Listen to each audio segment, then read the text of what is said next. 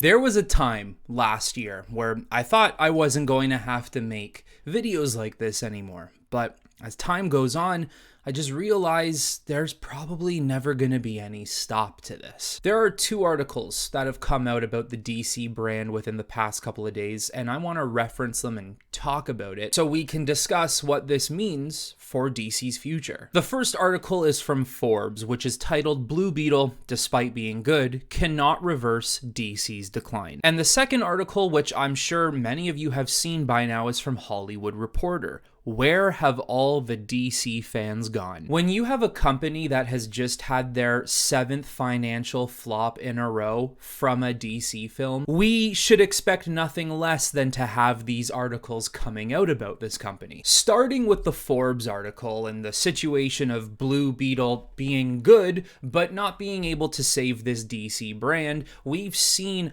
a lot of these DC movies either get really bad reviews from critics and fans or really good reviews from critics and fans. But the situation is they're trying to catch up to Marvel and Disney so hard that no longer do their films feel inspired. They feel quite soulless. They feel just like your ordinary generic superhero film. And if that's not going to bode confidence for Marvel fans or anybody who likes watching Marvel movies, how can you expect a failing business in DC and Warner Brothers to inspire any interest in those same type of quality films where you haven't even been able to get a connected universe off of the ground because you choose to reboot every 5 seconds? The article does go on to say that even though it does have a solid rating on Rotten Tomatoes, just behind Zack Snyder's Justice League, it doesn't matter. We've seen this before, where James Gunn's Suicide Squad reviewed excellently, a total reversal for the first film,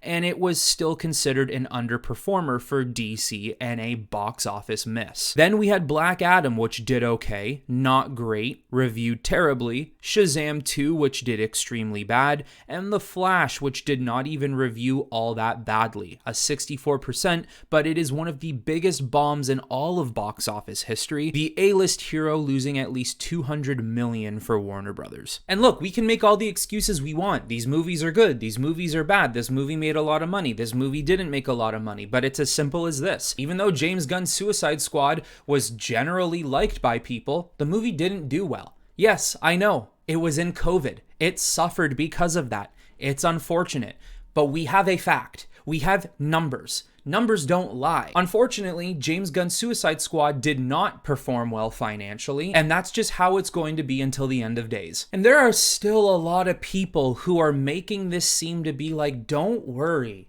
DC's fine. This has just been a couple of failures. They'll get right back on track in 2025. Well, no, it's not. This is the 7th in a row. This has been happening since James Gunn's Suicide Squad has failed, and even a little bit before that. It's been going on for a couple of years now, and clearly there's no end in sight. We're in a situation, guys, where people on Twitter are literally begging fans of comic books and DC fans to go see these movies in theaters. Oh, if we don't see this movie in theaters, the future of this character is in question. It's up in the air. That's how bad things have gotten for this company. We've never had to beg people to see movies in theaters, but all of a sudden, we have to. That should be a huge question on Warner Brothers and DC's judgment. There's a 50-50 to financial sides of movies. Either the movie's really good and doesn't do all that well in the box office, it still inspires hope to make another one. Or movies are terrible, but somehow they make so much money, so that immediately makes these corporations think, damn, make another one. You can sometimes find yourself in a situation where you have a long-term plan. The movie you made didn't really turn out well, but the studio still says, you know what, let's take a deep breath, let's try again and see what happens. Warner Brothers and DC are not in a situation where any of those rules apply to them. They are not like Marvel. For instance, Marvel nowadays can make a movie that maybe does not do all that well in the box office, but they they can afford to keep taking the risk of making those movies because they have garnered enough interest for their brand, knowing that at least a lot of people are going to see these films or shows. And if they make a grand enough scale eventually, that will bring everyone back. DC and Warner Brothers does not have that. They are in a situation where a movie cannot just be good and it can't just make its money back. It needs to be loved by the fan base and general audiences, and it needs to make a mad amount of cash. That's something they simply cannot accomplish right now. A lot of people like Blue Beetle. But with all the superhero content we get nowadays, with all the superhero content that starts to feel the same as the years go on, if I wanted to watch Blue Beetle or Shazam or The Flash, there are so many Marvel movies that already exist that could do that for me. The only thing DC is doing is they're just pasting their hero on the poster. Blue Beetle won't lose that much. It can't, but it's another piece of evidence that it doesn't really matter if DC puts out good or bad content at this point. Audiences are just not having it. Superhero movies nowadays have made it a trend and a pattern to make upwards of $500 million, if not a lot more worldwide. And we are dealing with DC films that can't even make 250 million, 300 million worldwide. I do not care what your budget is for that film. If you can't make that much, you're failing. Ironically, the lone somewhat recent exception to this is the project decidedly outside of the DCU, Matt Reeves' The Batman, which made 770 million worldwide. I mean, that's not ironic at all, and I've been saying this constantly for so many months now. Batman tends to be the only character in DC that people are really excited for because he's the only character that seems to keep things very fresh and very interesting. And if it's not Batman, I guess you can make do with the Joker,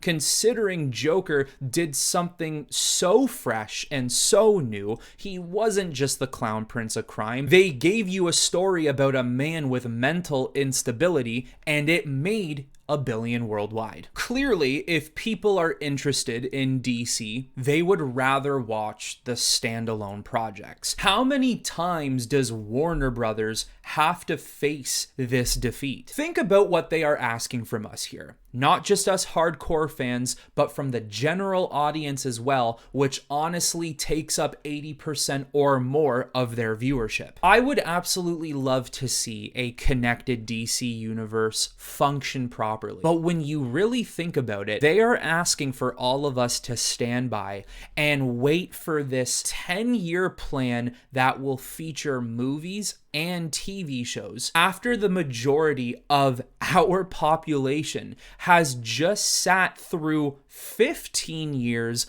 of a Marvel Cinematic Universe where we've literally had to wait from point A to point Z, yet that universe is still continuing through newer stories.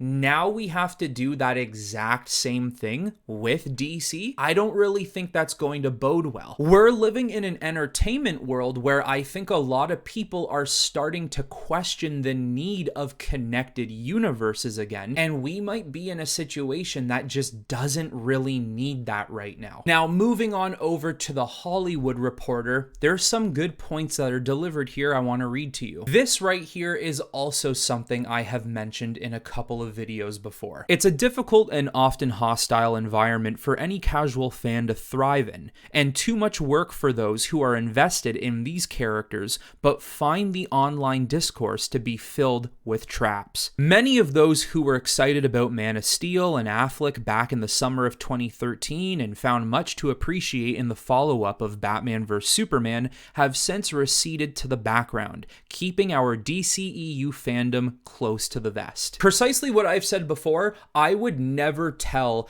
a newcomer to indulge themselves in the world of DC fans. You love one thing, you're hated by another. You love this thing, you're hated by that person. The DC fan base has been separated and segregated. That's why what I like about DC, I choose to share with all of you. I choose to talk about what I want to talk about free of judgment. Thanks to Warner Brothers, we no longer have this space where we can all come together and talk about some of the great things they've been able to do and how they've been able to keep this fan base all in one place. How do you expect to create a DC universe when your entire fan base cannot get on the same page with one another and your entire general audience could not care less on what you do? While the MCU has been able to create a fairly unified base, nobody really has a strong idea of what DC fans want or who the fans really are. So sad. Truthfully, it's barely possible to go to a movie theater for a new DC film opening night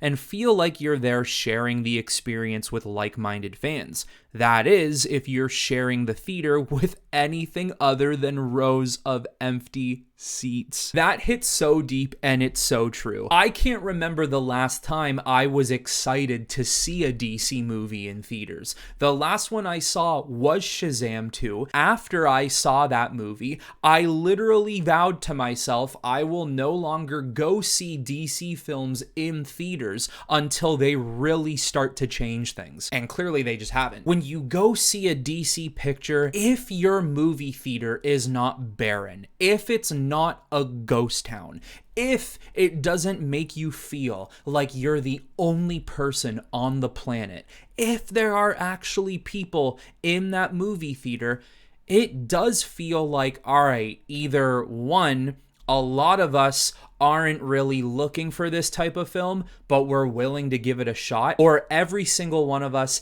has our own opinions, and none of us are going to come out of this movie feeling the same way or feeling genuine to one another. On one hand, you can look at the poor turnout for the past year of DCEU films as a lack of faith in the brand from general audiences and fans, to the point where even the good movies, like Blue Beetle, are getting brushed off. Yes, once again, make a good movie all you want, but what Warner Brothers has done to us and to themselves is that if Batman is not plastered on your front poster or in the title, it's not going to gain any interest. Even Batman as a supporting character to a Flash movie, which was supposed to help with the nostalgia of the older ones for Michael Keaton's Batman, even that couldn't do anything for them. Perhaps the string of box office disappointments casts a lasso of truth around audiences, revealing that when it comes to movies, DC fans en masse aren't broad fans of the characters and universe itself, but of filmmakers. When we look back at the history of the most successful DC films and the ones that created a passionate fan base, there is almost always a distinctive filmmaker who can fit our auteur theory behind them. Richard Donner, Tim Burton, Christopher Nolan, Zack Snyder, James Wan, and Matt Reeves are all filmmakers with instantly recognizable styles and directorial traits. A lot of that is true. When we talk about DC movies, we usually connect them to their director. We connect it to a Nolan, to a Snyder, to a Reeves. Hell, we even connect it to David Ayer, who got his version of Suicide Squad completely butchered. When you look at Marvel, a lot of the times you just talk about the characters and the movie without really mentioning the directors. Yes, of course, you have the Russo brothers, which will always be praised for making the main two Avengers films. But when you look at the Spider-Man movies, you often don't see anyone talking about John Watts. You just see them talking about Spider-Man. The article then goes on to talk about how James Gunn's Superman Legacy may have the opportunity to be an interesting take on a Superman movie, but he's going to need a lot more than just a blueprint for the future of DC to bring people back into watching DC. And it is very true. Yes, whereas his Superman may have a chance of making a solid amount of money, what does he have coming out after? Yeah, he has a Batman film, which honestly, once again, two Batmans at the same time of each other is a terrible mistake. But then when you look at Swamp Thing, Authority, even Supergirl, as hardcore fans, we might be interested. But general audience members, they could care less. How does your blueprint for the future move forward if you can't get those people back into watching your movies? Warner Brothers isn't going to win back everyone, and it would be a mistake, one that the studio made in the past with the DCEU, to even think they can. Attempting to make films for everyone resulted in the theatrical cut of Justice League 2017, a film for no one. It will take time to rebuild DC's fandom, to unify the parts that can be unified and simply let the rest go. This means offering consistency and not changing directions every time some critics and certain segments of fandom become blinded by nostalgia or throw tantrums when the story isn't told the way they wanted it to be. That means decisiveness and letting filmmakers do more than simply adapt the familiar, but challenge what we think we want from these movies and what we think we know about these characters. The DCU has to do more than make fans believe a man can fly. It has to make them believe that this time there's a willingness to stay the course and see that flight to its destination. Only then will the DC film fans be found again. I mean, that last paragraph couldn't have described anything more than what happened with Zack Snyder and his films. Warner Brothers has literally allowed DC Twitter fans to get into their ear and change the course of the DC universe. I'm all for seeing adaptations of comic books and how certain things work from a comic book panel to a movie. But why, as fans, do some of us always just want straight from the comic book? No creative decision making or changes. That defeats the point of everything. And this is why DC is not in a good place. I've made a video before about how comic book accuracy is a poor, lazy excuse and has resulted in a lot of movies like we are getting today. Just because it's comic book accurate, just because it serves the hardcore fan base, whoever so wants it, doesn't mean it's going to be a good movie. When I keep seeing articles like this, when I keep seeing how tarnished this brand is, when I keep seeing financial flops for DC, it does not give me a hopeful look on the future for James Gunn's DCU or film for DC in general. If it's not Batman and Joker, I don't think anything will succeed. Unfortunately, you would find me on the side right now of don't continue the DCU, stop the connected universe bullcrap, leave it alone for a couple of years, and maybe see if 5 to 6 years from now, you can try it again. Now it's your turn. Let me know in the comments below what you thought of these articles, if there are any points that you would like to raise, and any opinions you have on this situation. But that is all I have for you on this one, everyone. So just like usual, I will talk to you all very soon.